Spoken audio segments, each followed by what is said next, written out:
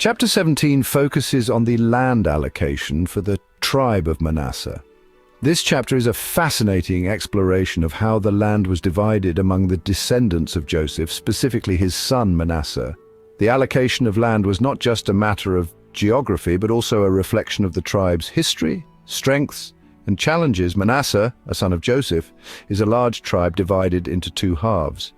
This division is significant because it shows the importance of both lineage and the fulfillment of promises made to the ancestors.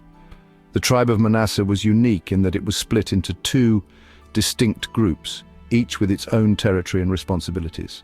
One half, descended from Makir, receives land on the east side of the Jordan River.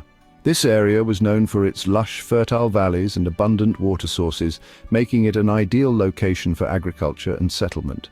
The land was rich and provided the resources needed for the tribe to thrive. This land is fertile and prosperous.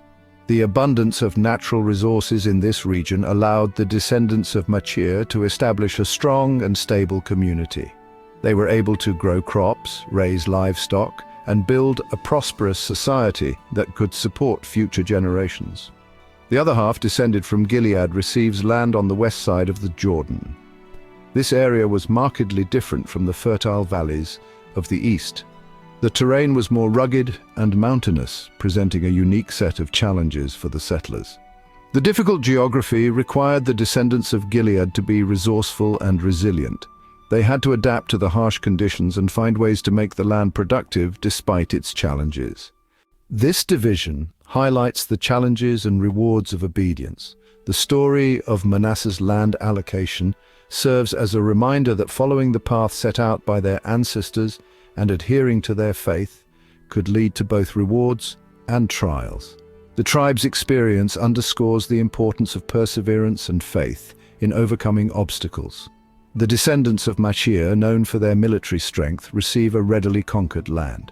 Their reputation as formidable warriors played a significant role in their ability to secure and maintain control over their territory.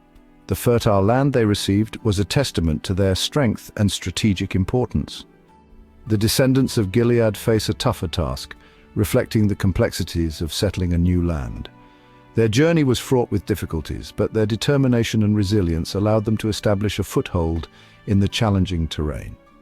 This part of the story illustrates the broader theme of overcoming adversity through faith and hard work. The tale of the two halves of Manasseh is not just a story of land division, but also a narrative of unity and division within a community. It shows how different groups within the same tribe can face vastly different circumstances and yet remain connected by their shared heritage and faith. This chapter serves as a powerful reminder of the diverse experiences and challenges that shape a community's history. Within this narrative, we encounter a remarkable story of 5 sisters: Mahlah, Noah, Hoglah, Milcah, and Tirzah. These women, daughters of Zelophehad, stand out in the annals of history for their bravery and determination. Zelophehad, a man from the tribe of Manasseh, passed away without leaving any sons behind. In those times, this was a significant issue because inheritance laws were strictly patriarchal. In ancient Israel, land inheritance typically passed through male heirs. This meant that without a son, Zelophehad's land would be lost to his family, leaving his daughters without a share of their father's legacy.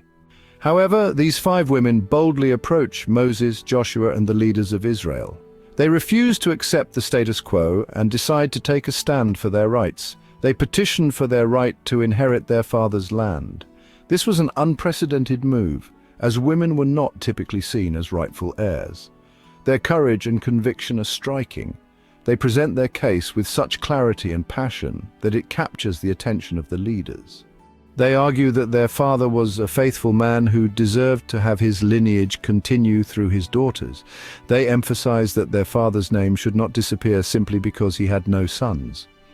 The leaders, including Moses, are taken aback by the women's boldness and the justice of their plea. They deliberate on the matter, recognizing the fairness in the sisters' argument. Moses takes the matter to God, seeking divine guidance on this unprecedented issue. The response he receives is groundbreaking. God instructs Moses that the daughters of Zelophehad are right. They should indeed inherit their father's land. This decision not only grants the sisters their rightful inheritance, but also sets a new legal precedent in Israel. The five sisters' victory is monumental. It marks a significant shift in the inheritance laws of ancient Israel, ensuring that women could inherit property in the absence of male heirs. This story of Mahlah, Noah, Hoglah, Milcah, and Tirzah is a powerful testament to the impact of standing up for one's rights. Their courage and determination not only secured their future, but also paved the way for future generations of women. Today, their legacy lives on as a reminder that change is possible when we dare to challenge unjust norms and fight for equality. The story of Zelophehad's daughters continues to inspire and empower women around the world. Are you ready for the next chapter? Just click here to go straight to it.